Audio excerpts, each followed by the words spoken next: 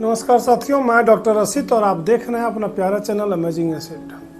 साथियों, आज मैं बात करने वाला हूं जो कल एक दुखद हादसा हुआ अहमदाबाद के मेघानी नगर में। जिस तरीके से टेक ऑफ करते हुए एयर इंडिया का विमान 737-738 सीरीज का था वो ड्रीम लाइनर, जो कि 31 सेकेंड में ही क्रैश कर गया।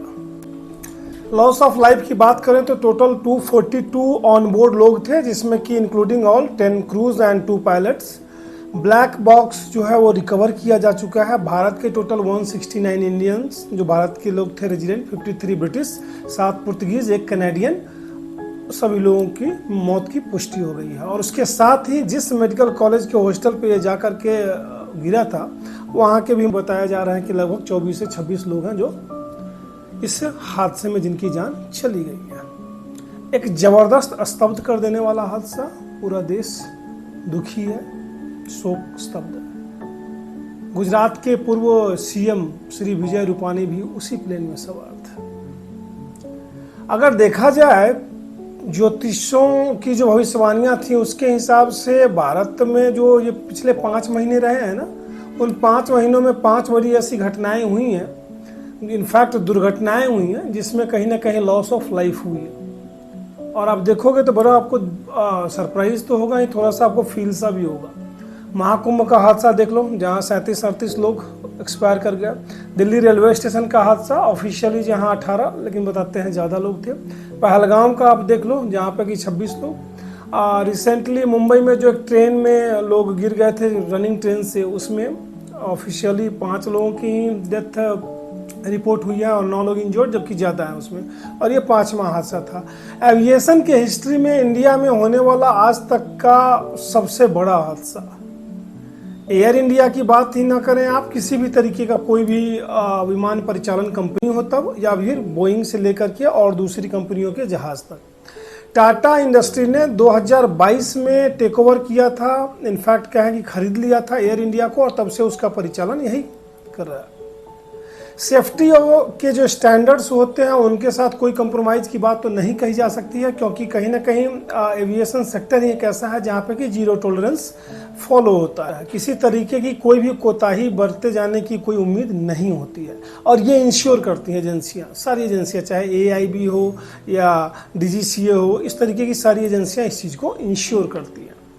सवाल ये उठता है कि इस घटना ने हमें एक दुख तो दिया ही है, बहुत सारी सीख भी दे दी, बहुत सारी सीख दे दी। मैं आज आपसे एक बहुत ही संजीदे पहलू पे बहुत ही छोटी सी बात करने वाला हूँ, शॉर्ट एंड क्रिस्प, जो मेरे दिल को टच किया। सबसे पहले मैं बात कर लेता हूँ उस लोन सर्वाइवर की, विश्वास कुमार रवेश, जो कि भारतीय मूल के ब्रिटिश नागरिक हैं।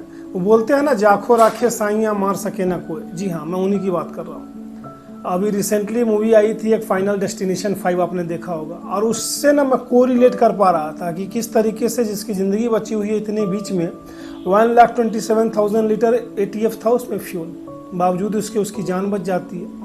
जिनका जान बचना होता है, किसी की 10 मिनट से फ्लाइट छूट जाती है, किसी के कुछ और अपरिहार्य कारणों से, और जिनको जाना होता है कुछ नहीं कर सकते। एक चीज़ यहाँ से समझ में आती है कि लाइफ जो है ना वो कंप्लीटली अनप्रिडिक्टेबल है। ये अलग बात है कि हम 6 महीने का मोबाइल रिचार्ज करते हैं, साल भर का रिचार्ज इकट्ठा कर लेते हैं। ये अलग बात है कि हमारे जीवन की हर एक चीज़ जो होती है प्लान्ड होती है। हर एक चीज़ जो होती है उसके पीछे कहीं ना कहीं हम अपना दिमाग लगाए रखते हैं कि हमें इस महीने में ये करना है, इस साल में ये करना है, इसके लिए ये प्रोग्रामिंग करनी है। लेकिन यू नेवर नो, ये जो सांसें हैं ना, ये आपका साथ कब छोड़ देंगी। बहुत सिंपल सा, क्या कहूँ मैं आपको, एक ऐसा लॉजिक जो कहीं से लॉजिकल नहीं है, बट जिंदगी कुछ ऐसी ही है। क्यों? ये मैं इसलिए कह रहा हूँ कि पहलगाम जब हमला हुआ, वहाँ लोग जो गए थे ना पिकनिक स्पॉट पे, वो अपने near and dear kith and kins के साथ गए थे सेलिब्रेट करने के लिए। महाकुंभ में जो लोग एक्सपायर किए ना, वो आस्था की डुबकी लगाने के लिए गए थे, भगवान को याद करने के लिए, अपने पुण्य को बढ़ाने के लिए, पापों को धोने के लिए, और कहीं ना कहीं बिल्कुल भक्ति भाव से सराबोर। महाराष्ट्र के ट्रेन एक्सीडेंट में जो लोग मारे गए ना, गिरे, वो भी वही थे। रोज की दिनचर्या थी उनकी, अपने ब्रेड एंड बटर के लिए घर से निकलना, कोई लटक करके, कोई सिमट करके, कोई चिपक करके, कैसे भी रोज जाना, और रोज उसी रूटीन में काम करना और उसके बाद आना। इसके बावजूद वो गिर गया। दिल्ली रेलवे स्टेशन पे हमने देखा किस तरीके से एक छोटी सी अनाउंसमेंट से या फिर छोटी सी तैयारियों के न होने के कारण किस तरीके से भगदड़ मची और हमने अपने परिजनों को खो दिया। तो यहां से एक चीज निकल करके आती है कि हम जो गारंटेड लेकर के चीजों को चलते हैं ना, वो कहीं भी से भी जस्टिफाइड नहीं है।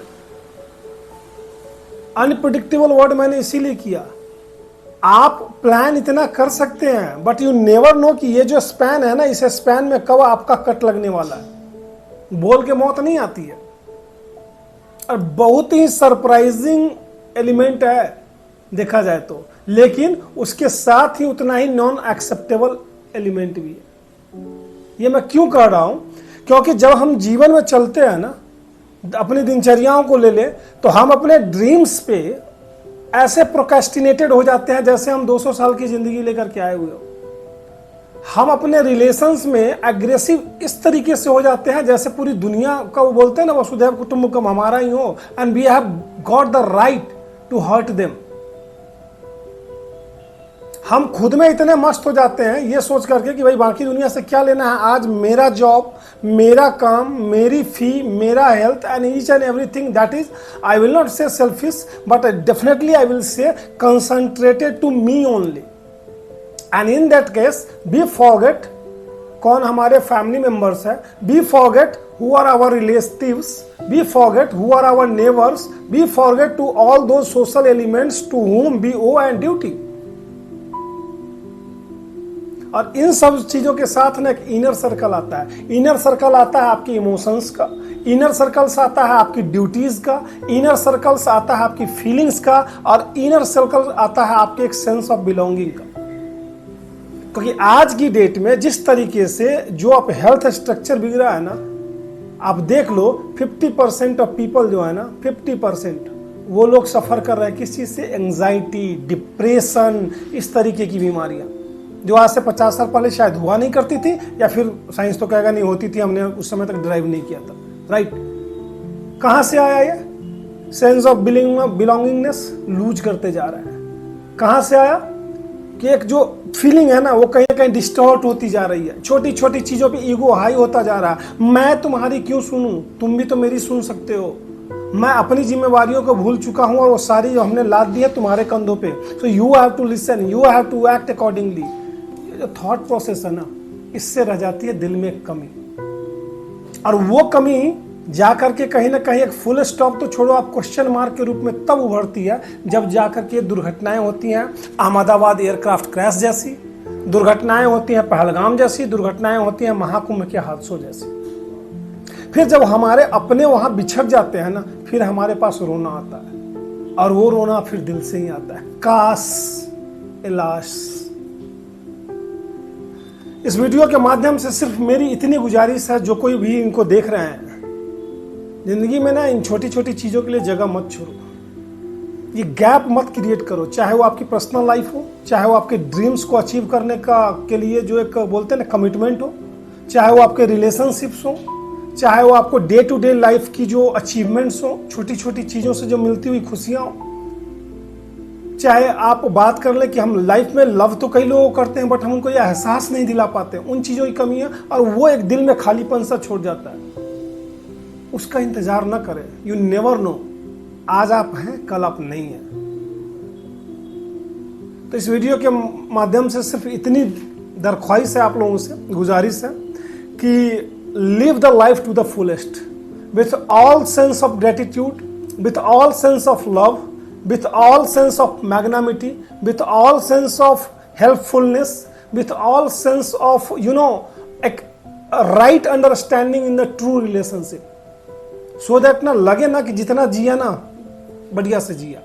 कोई गुजर भी गया ना किसी हादसे में, तो इतनी संतुष्टि दिल में जरूर हो कि उसके साथ जो पल बिताए थे ना, वो मेरी जिंदगी के सबसे बेहतरीन पल थे। वीडियो अच्छा लगा हो अपने दोस्तों तक जरूर फैलाएं, और चैनल पर नए आए हैं तो सब्सक्राइब करें। मिलते हैं फिर कभी नए वीडियो में, तब तक के लिए धन्यवाद।